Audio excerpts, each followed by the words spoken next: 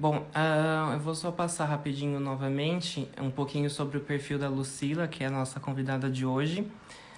O tema da live vai ser Curadoria de Arte e Mercado. E a Lucila, ela é de Campinas, no interior de São Paulo. Ela estudou Economia e Design Industrial e depois ela aprofundou os estudos dela com uma graduação em Belas Artes no Instituto de Artes de Londres. E atualmente ela trabalha como galerista, como curadora e também como gerente de carreiras artísticas. Junto da Marta Mendes, ela tem uma galeria aqui em Berlim e ela trabalha trazendo artistas e obras brasileiras para a Europa. Quando é que foi? Ê! Que apuro! Mas agora deu certo. Onda. E agora? Eu tô Agora dividida com você? tá dividindo a tela, tá todo mundo te vendo. Ai, que bom. Obrigado, viu? Desculpa esse Imagina, vai e vem na conexão. eu que Mas- sou ignorante dessas modernidades tecnológicas. Não, mas acontece. É, bom, antes de você entrar, eu fiz uma pequena introdução, contei um pouquinho para o pessoal sobre sua atuação. E eu queria que você contasse um pouquinho para a gente sobre a Galeria Canoa. Tá bom. Muito obrigada primeiro pelo convite de participar, de poder dividir um pouquinho da minha experiência como galerista e como profissional dentro da arte, mas não como uma artista diretamente. Então, eu vou contar um pouquinho quem é a Galeria Canoa e como tudo começou. Eu venho de Campinas, ali perto de São Paulo, e trabalhei com galeria já há 24 anos na região. Com esse tempo todo, eu fui desenvolvendo muita amizade, muita afinidade com artes em geral. Participei da vida de muitos artistas, crescendo, vamos até crescendo juntos, eu acho, com muita gente da região, não só de Campinas, como também São Paulo e em outros lugares. Há 2 anos eu me mudei para Berlim. Eu deixei a galeria lá e vim para cá por outras razões, mas coincidentemente cheguei aqui e fiquei bastante impressionada com o que era o mercado de arte. Isso foi até uma coisa assim que não esperava, não era o que estava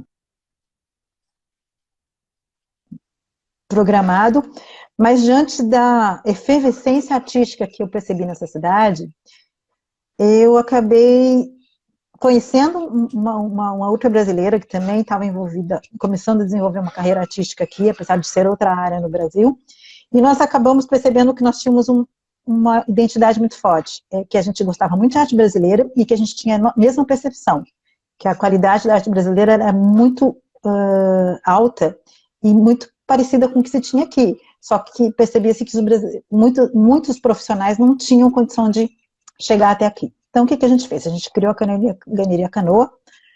Ela começou no final do ano de 2018. No ano passado, ela teve as primeiras experiências navegando pelos mares europeus. E a gente começou bem com isso. A gente quer trazer para o olhar europeu a qualidade, o profissionalismo do artista brasileiro. E já está acontecendo. Claro, não tem muito desafio, tem muita concorrência, tem muita gente boa, mas a gente não fica atrás de jeito nenhum. Então, a gente está trabalhando para fazer essa ponte. Ah, que legal. Começou.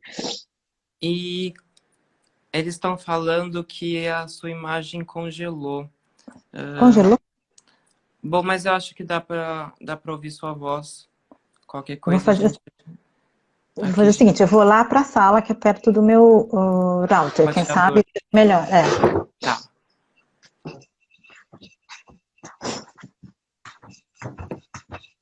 Congelou? Tá conectando. Eu acho que daqui a pouquinho volta, mas a voz tá perfeita. Então eu acho que dá Hum, pra gente continuar. Pode ser? pode, vamos ver agora se melhora. Tá. Então conta pra gente um pouquinho como é o trabalho da galeria, como é o trabalho da galeria da Canoa em geral, da Canoa, mas também o trabalho de galerias em geral. O que vocês fazem? Tá, bom, a gente trabalha junto com o artista. O que eu vejo e que eu e a Marta, que é minha sócia, procuramos fazer é sermos parceiros.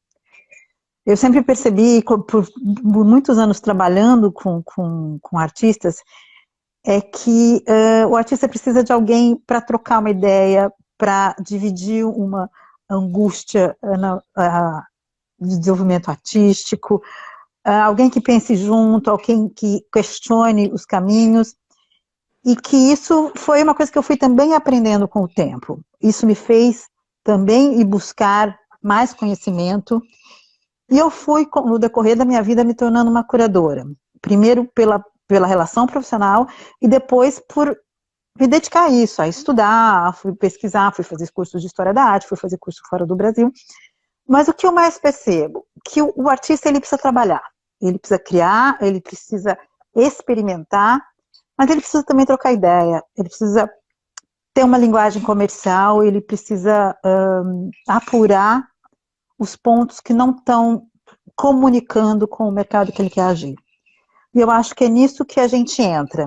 E eu vejo que a nossa experiência pregressa, não só minha, como da Marta também, que tem um olhar bastante comercial, que veio para cá já com um background enorme em outras áreas, e chegou aqui, descobriu esse universo de arte como negócio, nós conseguimos unir essas duas coisas, a expertise e a sensibilidade, para criar essa parceria que é curadoria e introdução comercial mesmo do artista, entendeu? Que é o que aqui existe muito, não dá para ser amador na Europa, não dá para ser amador no mercado efervescente e grande como está aqui. Legal. Mas dá para entrar, entendeu? Uhum. Bom, isso é uma dica bem bacana, né, para o pessoal porque o artista, ele sempre tem esse desejo de ganhar visibilidade, mas às vezes ele não sabe por onde começar, né? E o que você falou é bem interessante, não dá realmente para ser amador. O artista, ele tem que ter uma série de ações prévias para embasar o desenvolvimento dele no exterior. Hoje, vocês trabalham só com artistas brasileiros? Como que funciona? A gente trabalha com artistas brasileiros e também temos nesse momento, artista radicado no Brasil. Ele não é nascido no Brasil, mas faz anos que ele está lá. Uhum. Ele ama o Brasil, a linguagem dele é muito, tem uma brasilidade já. E temos alguns artistas brasileiros que moram aqui na Europa, que a gente está começando a também desenvolver portfólio. Como é que a gente escolhe esse artista com quem a gente gosta de trabalhar? Primeiro que, claro, tem que ter uma afinidade do trabalho com a gente, tem que ter uma afinidade de pessoas, e tem que ter o que a gente fala de uma brasilidade intrínseca, que eu acho que é esse que é o nosso diferencial com a arte contemporânea na Europa.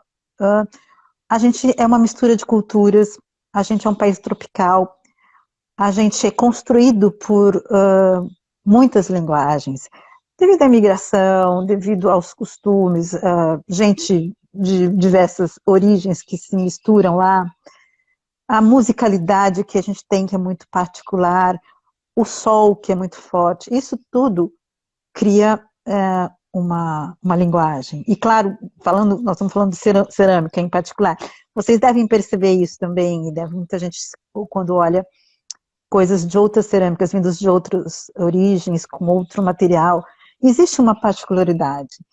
E a gente tenta resgatar isso, valorizar isso, e quando faz um portfólio, junto com o artista, trazer isso como um conceito da obra dele também, entendeu? Legal. E quando vocês vão montar o portfólio de obras da galeria, vocês têm algum critério de seleção? Como que funciona essa parte? Bom, deixa eu te falar o que a gente já fez aqui na Alemanha e o que eu fiz já antes. Porque quando eu comecei a galeria aqui, eu já tinha um portfólio de artistas meus, com os quais eu trabalhava anteriormente no Brasil, e que alguns eu fui convidando. Então, aqui já tem uma seleção. Quem eu achava que cabia aqui? primeiro nós fomos fazer uma pesquisa, saímos por aí, em galerias, em feiras, fomos percebendo o que o mercado estava nos mostrando. Aí eu trouxe esse paralelo para os artistas que eu tinha. Quais artistas combinam com isso, ou tem alguma coisa a mais que estão no nível do que eu estou vendo aqui. Então, esses foram convidados. A partir daí, a gente começou a perceber como comunicar esse artista aqui. O que ele fala de diferente do que existe aqui. E nesse ponto, só abrindo um parênteses, eu acho que é muito importante o que a gente fala dessa curadoria que nós fazemos. É mais do que só falar esse artista. É literalmente essa afinidade. É sentar, mesmo que virtualmente, com o artista e falar o que você está produzindo. O que você quer dizer com isso? E aí, fazer esse link com o mercado, entendeu? E eu acho que é essa o que faz a gente selecionar alguns artistas e não selecionar outros artistas. Porque, às vezes, ele é brasileiro demais, e aí você tem uma dificuldade de traduzir a linguagem, ou ele não está nesse momento que está, por exemplo, a arte em Belém. Não é nem mais nem menos. É que, às vezes, existem cidades que são mais vanguardistas, mais experimentais, ou locais, e a Belém eu vejo um pouco, ele às vezes até é experimental demais. Mas eu guardo essa artista para um outro momento ou para um outro lugar. Existem feiras mais diferenciadas aqui na Alemanha, e não só na Alemanha, na Europa, claro, na Itália tem coisas bacanas, na Espanha. Mas o que eu mais ressalto é isso, sabe? E às vezes a gente junto, quando eu converso com o artista, eu falo para ele assim, o que a gente quer? E o que você está vendo daí na sua criação, e o que eu estou vendo daqui que eu posso passar para você, entendeu? Sim, sim. Isso é muito legal, né? Porque é uma coisa que eu nunca tinha parado para pensar. Mas, de fato, por exemplo, vocês que são uma galeria que estão trazendo artistas brasileiros, vocês, sei lá, tem uma infinidade de artistas brasileiros que poderiam ser representados. Mas não é só trazer o trabalho e vender, não é aquela coisa puramente comercial, né? É necessário ter toda uma interação entre galeria e artista e ter uma sinergia mesmo, né? Então, vocês fazem realmente uma curadoria para entender o que o artista quer passar com a obra dele, qual é o potencial daquele artista na Europa. Eu achei isso muito legal. E já que a gente falou um pouquinho sobre a curadoria, eu queria fazer uma pergunta que é sempre muito frequente. Qual que é o papel de um curador de arte e qual é a diferença entre o curador e o galerista e o marchand? Bom, o curador, como mesmo a palavra já diz, é aquele que cuida. Então, eu acho que, por princípio, o curador é aquele que cuida do que o artista está fazendo. No sentido de que ele vai trocar ideias, alimentar o artista com questionamentos e ouvir o desabafo do artista naquela, às vezes, angústia criativa ou experimentações que ele está fazendo. Então, acho que a primeira coisa é essa, ser, como a gente já falou antes, o parceiro. O curador, ele tem que ser uma pessoa eclética, ele tem que se interessar por tudo. Ele tem que gostar de ler, ele tem que gostar de ver, porque é nesse estar antenado que ele pode trazer inspiração do que será um mote curatorial para um artista ou para vamos falar, um grupo de artistas numa coletiva ou para uma coleção no museu. Enfim, a inspiração pode vir em tudo, numa imagem, num poema. Então, o curador é uma pessoa que tem que estar ligada, ele tem que gostar, tem que estar aberto a ver coisa nova, coisa que ele não gosta, ele tem que querer entender o porquê. Eu acho que esse ponto. E tem a parte mais técnica da curadoria. Quer dizer, você além de ter todo esse envolvimento, interesse, essa energia de pôr para frente, você tem que ter a parte técnica, que é conhecer tipografia, formas curatoriais, marketing de museus, marketing de galeria, coisas que daí te vão para a parte mais técnica, como vender, como dispor, como comunicar, tipografia, texto, composição gráfica, enfim, essa parte mais gráfica mesmo, fluência na exposição, como o espectador vai ver a exposição, como ele vai indiretamente ou mesmo perceber essa exposição, a parte objetiva e a parte subjetiva, cor, enfim, é um emaranhado.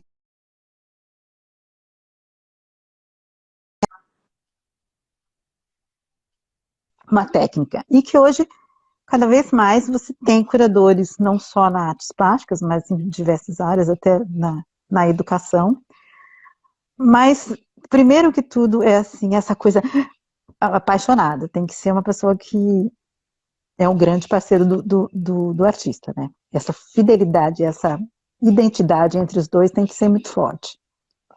O galerista, por sua vez, ele pode ser ele mesmo curador, como no nosso caso, eu e a Marta trabalhamos muito juntas em tudo, na parte administrativa, na parte técnica, mas também trocamos muita ideia curatorial. A gente nunca deixa o nosso artista falando só com uma de nós, porque a gente sempre acredita que mais uma outra opinião, um outro olhar ajuda muito. E ela também tem bastante conhecimento, bagagem para trocar ideias. Às vezes sim, às vezes é isso, a gente discorda, mas isso é muito rico. Você perguntou, né, da diferença do curador e do galerista. O galerista, então, ele vai cuidar muito da parte comercial, a galeria cuida disso, de buscar mercado, buscar apresentar, fazer com que isso chegue no colecionador, ou na mídia, enfim. Legal. Eu achei bem interessante porque o que você falou é que o curador, ele não é... a curadoria não é uma coisa feita só com amor, né? Esse profissional é um profissional extremamente qualificado para fazer aquele trabalho, né? Isso é uma coisa bem interessante. A Márcia Campetti, ela fez uma pergunta que eu achei legal. Ela falou que a Europa tem um histórico de apreciar a arte manual. Você percebe uma abertura maior para esse tipo de arte, especialmente a cerâmica aqui na Europa? Percebo. E eu acho que um pouquinho que a gente já experimentou, Caio, acho que você até acompanhou isso, você falar um pouco que a gente fez uma experiência de trazer uma artista, que você mesmo trouxe no ano passado, e nós ficamos bastante surpresos da repercussão que teve, a visibilidade que teve o trabalho dela mesmo com pouco tempo que a gente colocou, né? A gente colocou ela no ar em uma plataforma de venda no final do ano passado, né? Sim. E o que eu poderia te dizer, desculpa o nome da moça que perguntou, Márcia, e que me chamou muita atenção nesses 2 anos que estão fazendo aqui na Alemanha. O alemão, eu acho que eu vou dizer mais alguns outros países europeus, mas eu vou falar em particular do alemão, ele tem olhos para tudo, isso que é muito legal.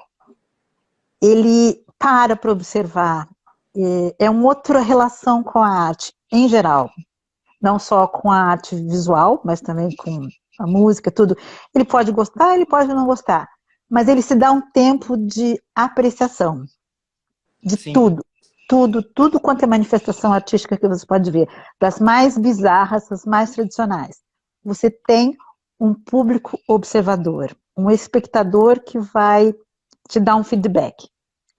Então, isso é muito legal, porque aí você vê das manifestações mais interessantes, que a arte manual, como você está falando, tem muito, entendeu?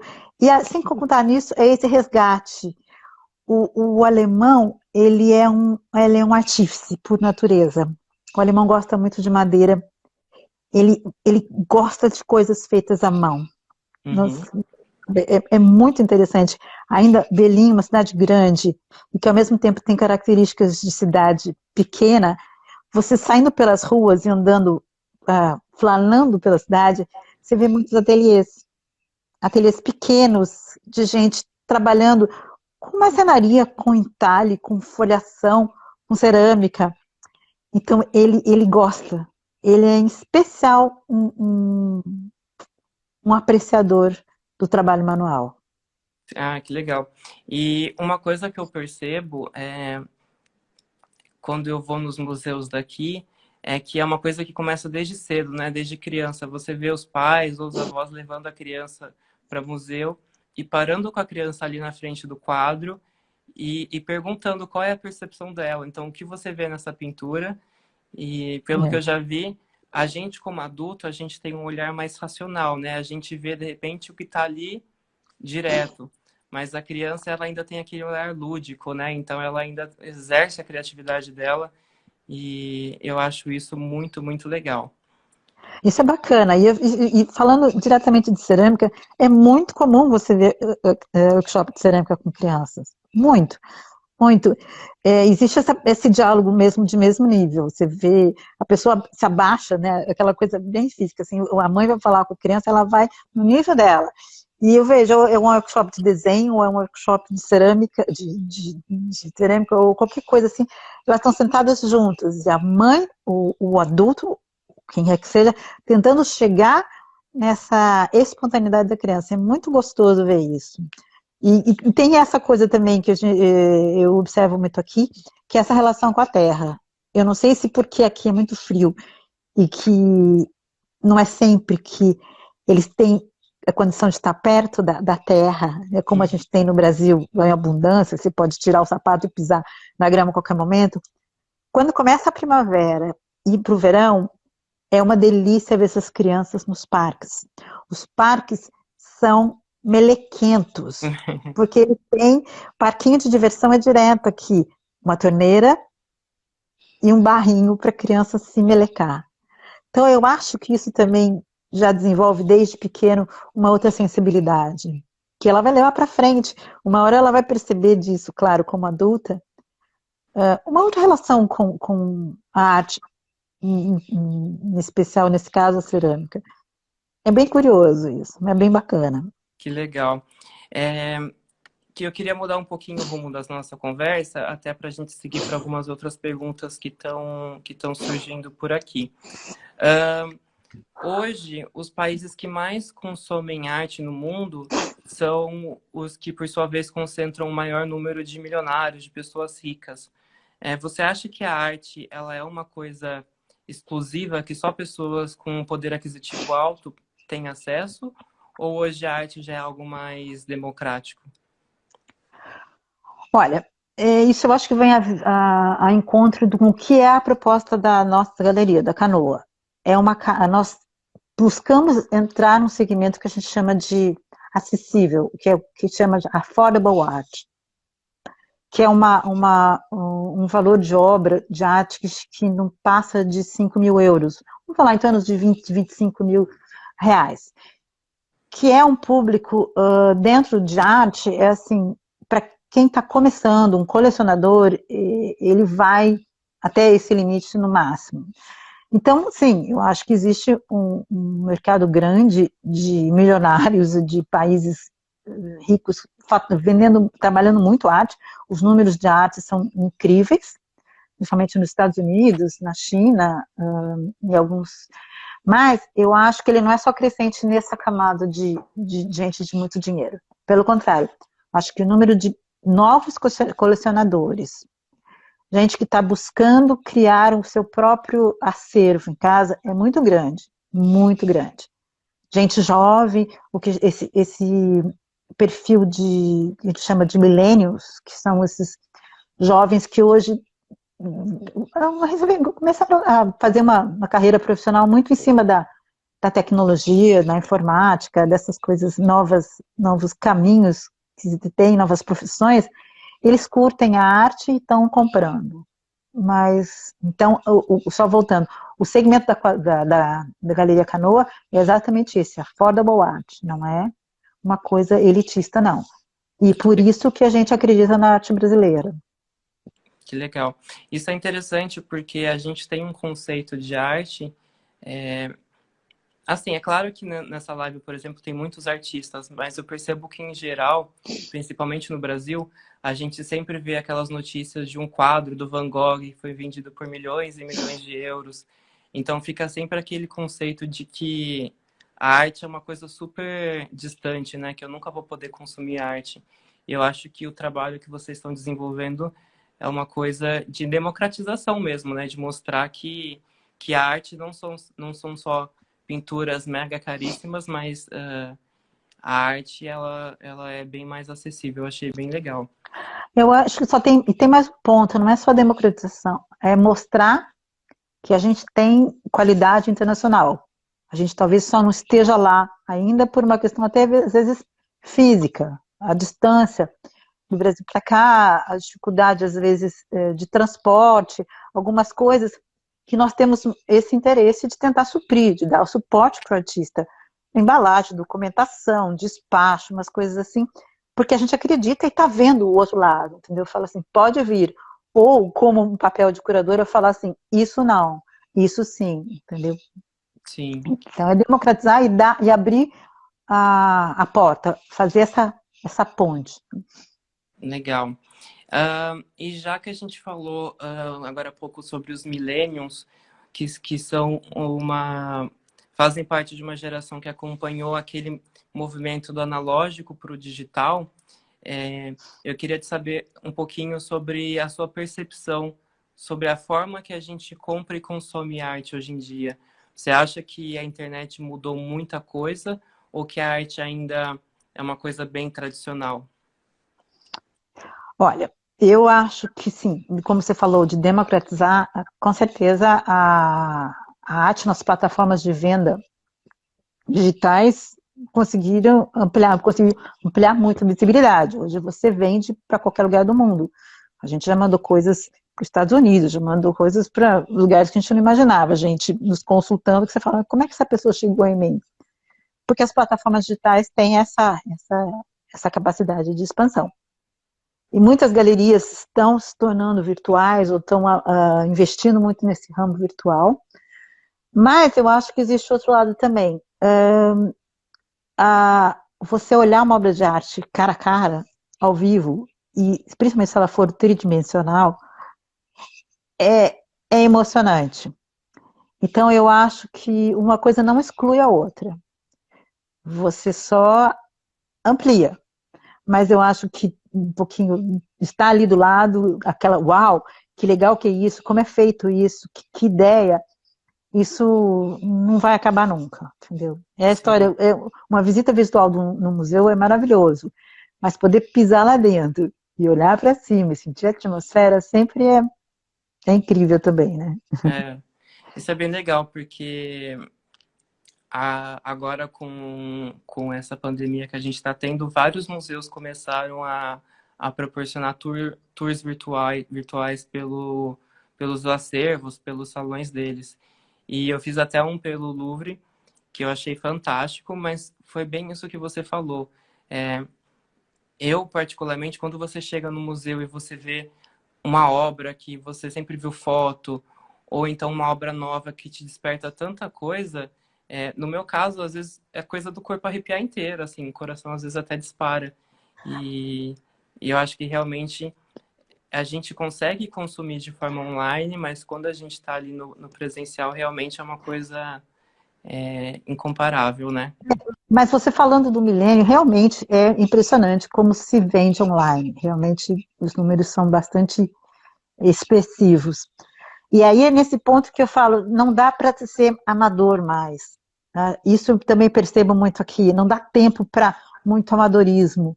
Você tem que estar pronto para o mercado, porque de repente você tem que vender uma obra sua que vai embora para os Estados Unidos.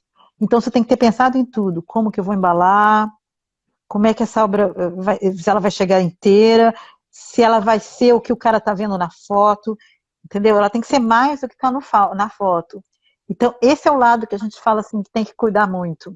Uma bela fotografia, um belo descritivo, uma bela embalagem, um certificado de autenticidade, uma série de agregados, uma bela apresentação da obra, apresentação do artista. Tudo isso tem que estar pronto traduzido e claro, porque eu percebo que esse novo consumidor, ou mesmo os colecionadores de arte, eles não toleram o mais ou menos. Tem que ser dali para melhor. Ele tem que abrir o pacote e falar, uau, eu achei que eu ia comprar uma coisa legal, mas eu estou comprando mais, entendeu? Que legal. Tem todo um valor agregado junto, né? É. É, E, isso... aí, a confiabilidade de comprar na internet, de um cara comprar uma arte na internet, tem muito a ver com isso. Ele não pode receber na casa dele algo aquém do que ele está vendo. Porque ele parte do princípio que a foto é menos do que é a verdade. Não é mais. Sim. Então, isso tem a ver com profissionalismo. Tem que estar impecável, tem que estar linda, embalada, chique, elegante, traduzida. Enfim, eu acho que isso... E claro, e o artista... Isso traz muito do artista, né? O artista mostra o profissionalismo dele quando ele apresenta uma obra elegante, 100%, né? Toda essa coerência do trabalho dele, que hoje é muito exigida, né? O colecionador, o comprador, ele não quer só uma bela obra de arte, ele quer sentir consistência naquilo, camadas, pesquisa, trabalho, organização mesmo, profissional. A obra traduz isso, se ela é bem apresentada, né? Acho que o ceramista sabe disso.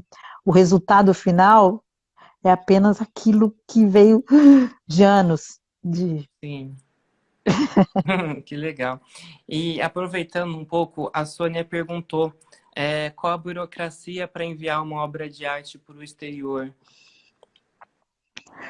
Olha, basicamente, vamos falar a grosso modo, que daí depende também da obra, mas exportar é mais fácil que importar, então você consegue até que facilmente despachar uma obra do Brasil, mas as obras de arte têm que passar pelo IFAM, que é o Instituto de Proteção... Patrimônio Cultural. Patrimônio Cultural, desculpa, eu tinha esquecido.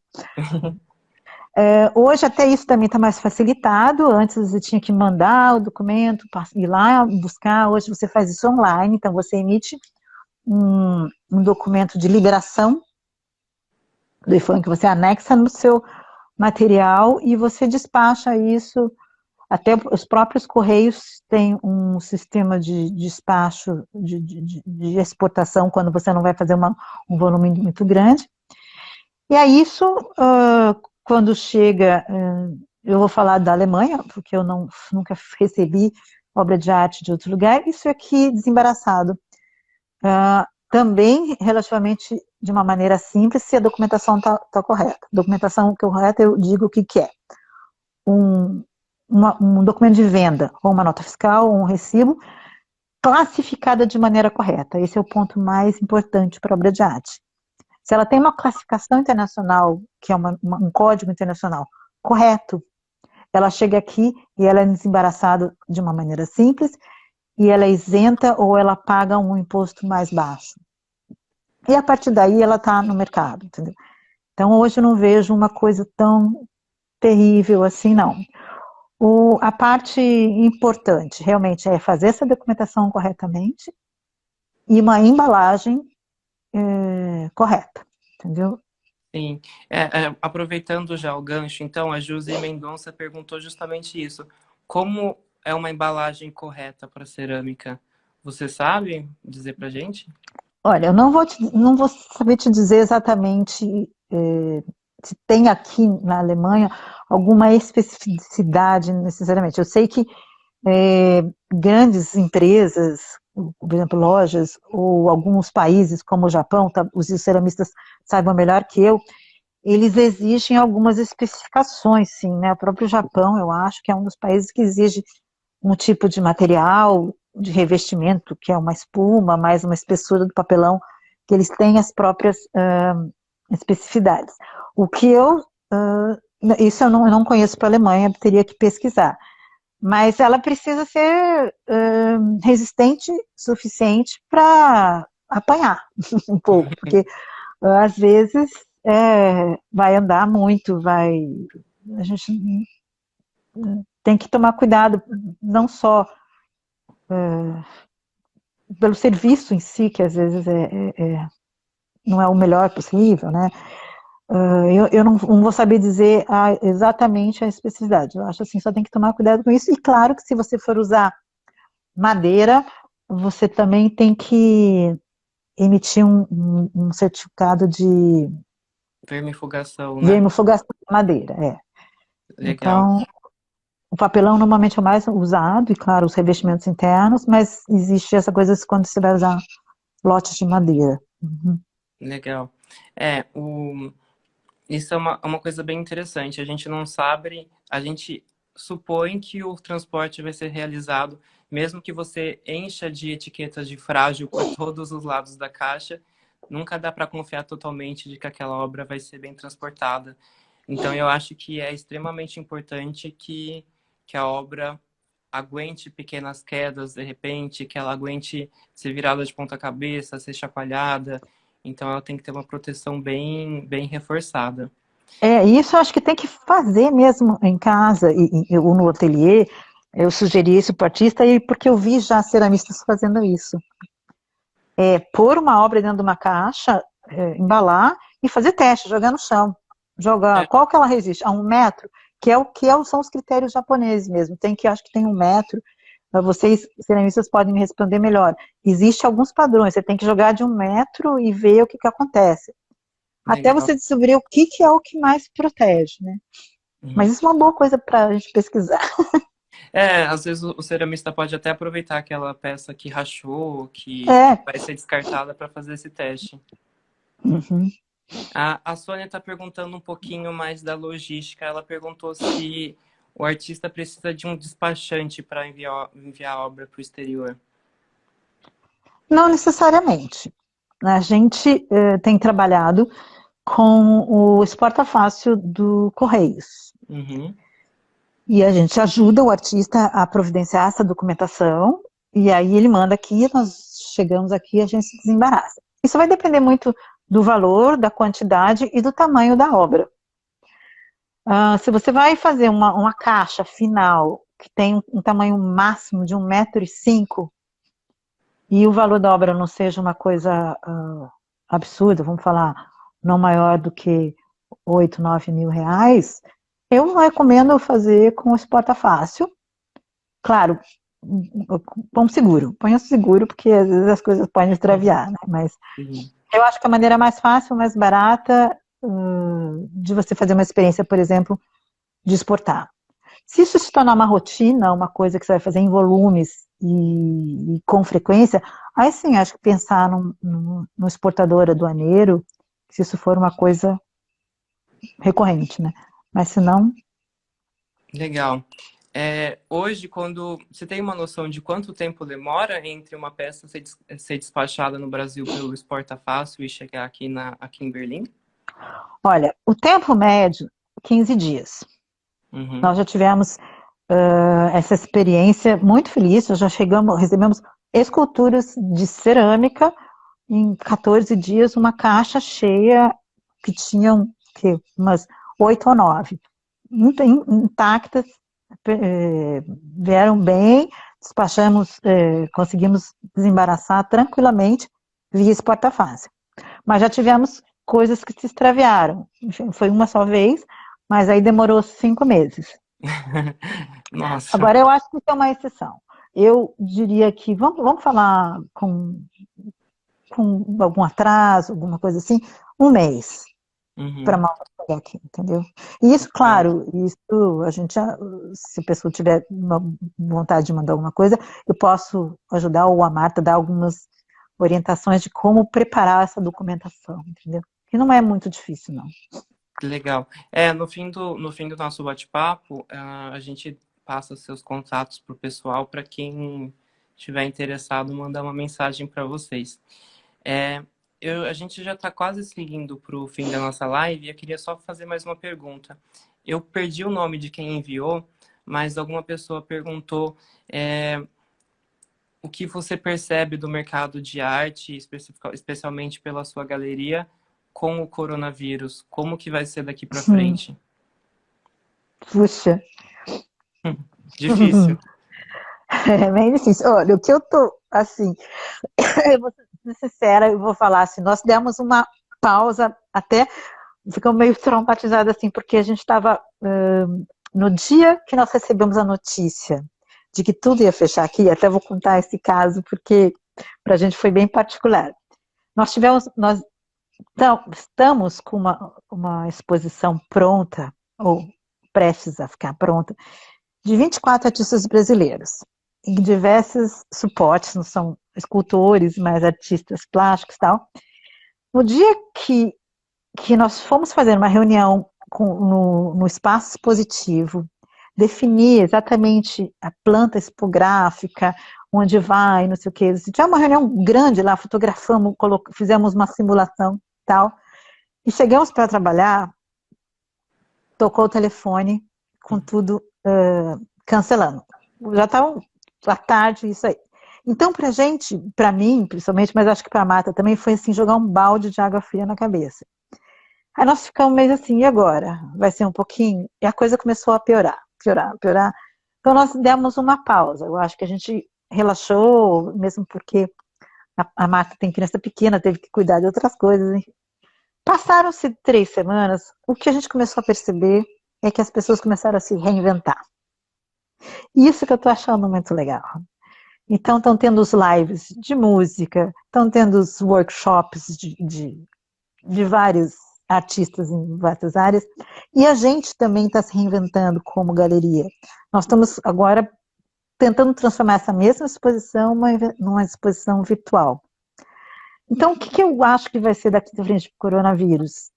Uma reinvenção, entendeu? A gente vai ter que soltar a criatividade de novo e buscar o que a gente aprendeu com isso, que tem que aprender muita coisa boa também, eu acho que é o ser solidário, o que é estar em casa, o que é estar sozinho, o que é ter paciência.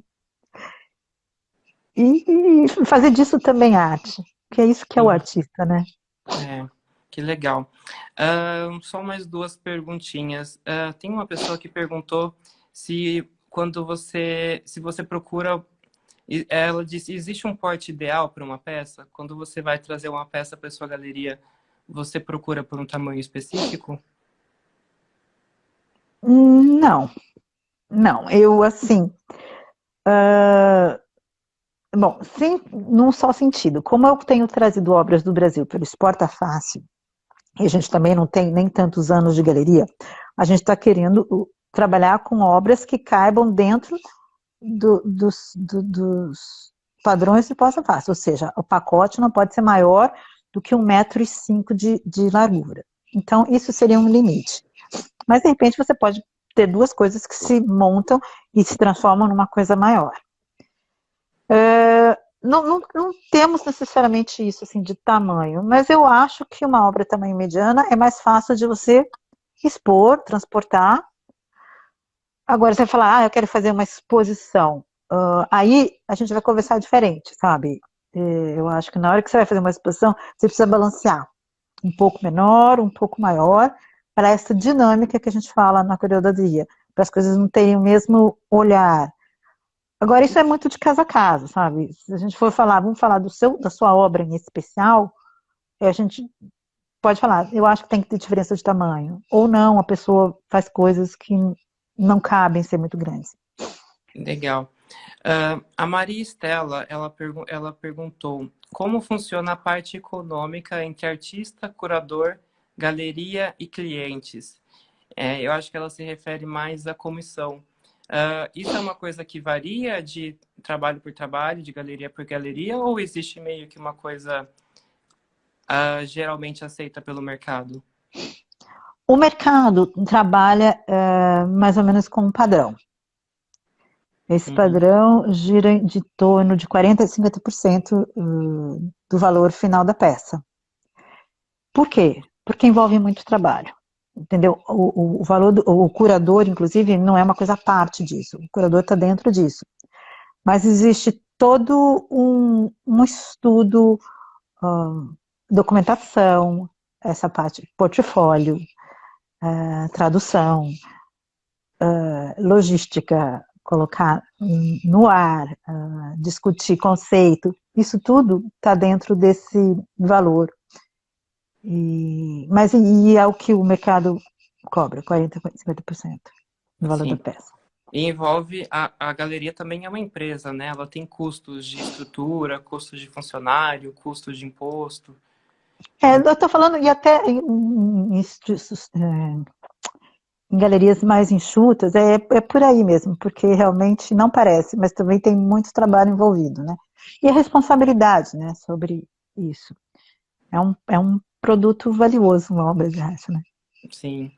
Bom, só para a gente encerrar, eu acho que é a pergunta que está todo mundo querendo saber um pouquinho mais. Um ceramista, como, como ele apresenta as obras dele para uma galeria, no caso para vocês ou para alguma outra galeria?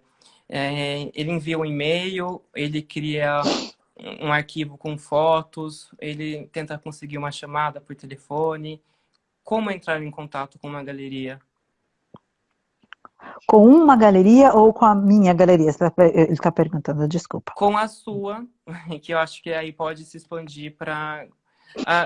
Depois a gente vai passar seus contatos no final, mas eu, enquanto artista, qual é a melhor forma de eu abordar uma galeria?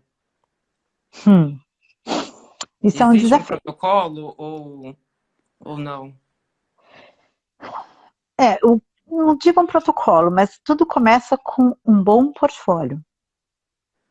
E o que é um bom portfólio? Começa por fotos, discurso sobre a obra, discurso sobre o artista.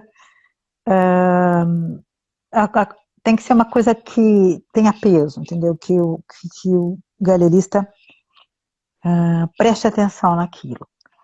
Agora, eu não vou saber te dizer aqui na Alemanha como é que você chega nas galerias. Eu ainda não tenho todo essa experiência aqui de mercado com outras galerias. Eu conheço poucos galeristas, mas para dizer como é que você chega lá, eu não vou saber te dizer. Estou só vendo isso da minha galeria ou de algumas galerias no Brasil. É sempre assim, um bom portfólio. E o contato mesmo, ligar ou escrever, mandar fisicamente o portfólio, isso é uma das primeiras formas. Nesse ponto também o curador ajuda muito, entendeu? Essa coisa de amadurecer nesse sentido profissional o artista. E eu só, voltando um ponto atrás aqui, que eu falei que esse profissionalismo é importante aqui, outra coisa que é importante chamar a atenção é que aqui, apesar de ter um mercado bastante grande para arte, para tudo, se paga imposto de tudo. Então, isso também é uma coisa que a gente não falou sobre imposto, mas não dá para estar na formalidade, não dá para estar mais ou menos. Tudo funciona, tudo dá certo, ou pelo menos para dar certo, mas tudo custa. Sim, ótimo. Bom, então para a gente finalizar nossa conversa, como o pessoal faz para entrar em contato com você, com a Galeria Canoa? Tem um Tá, site, um e-mail? a gente tem um site, chama galeriacanoa.com. Eu vou ficar muito feliz de a gente conversar, vai ser um prazer. Eu sou fã, como eu já falei, da arte brasileira. Nós trabalhamos com poucos ceramistas. O nosso e-mail é contact@galeriacanoa.com e estamos abertos para conversar, para trocar uma ideia, quem sabe fazer uma bela exposição de cerâmica aqui na Alemanha, cerâmica brasileira, cerâmica artística brasileira. Ficaria lindo. Eu gosto muito. O Caio tem bastante expertise nisso também para nos ajudar. Legal. Bom, depois essa live vai ficar salva no YouTube, a gente vai divulgar aqui no Instagram também, e aí eu vou colocar na descrição o link do site, mas só para reforçar para quem estiver anotando, é galeriacanoa.com. galeriacanoa.com, isso. E o perfil no Instagram é galeria_canoa.